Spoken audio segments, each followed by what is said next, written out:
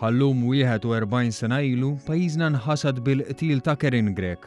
It-tfajla ta' 15-il sena li l-wiċċ ruxxan u żagħżugħ tagħha inbidel fid-dmija meta fetħet pakkett imgeżwer f'karti tal-miliet. Karen Grech inqatlet fid-dar tal-ġenituri tagħha f'San Ġwan għal ħabta ta' nofsinhar.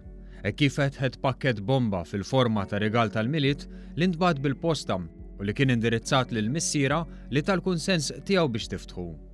Fil-pakkett li kien imgeżwer sew kien hemm pinna li splodit kif it-tifla qabdi ta' fida. Ma l-esplużjoni huwa Kevin li kien ħdeha indarab waqt li missiera u omma li kienu d-dar ma ġralhom xejn. F'deċiżjoni li kienet tagħti l-Qorti Kostituzzjonali kien ġie ddikjarat li l-qtil makabru ta' Karen Grech kien wieħed politiku.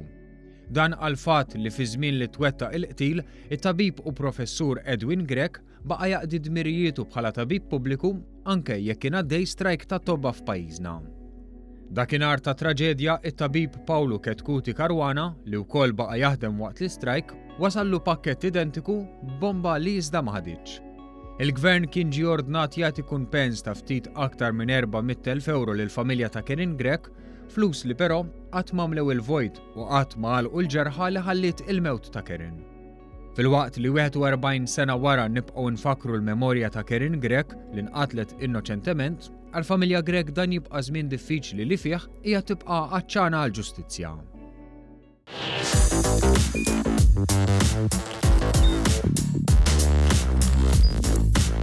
Idħol fuq one.com.mt u hemmhekk tista' tara l-programmi kollha li jxandru fuq One permezz ta' One Play.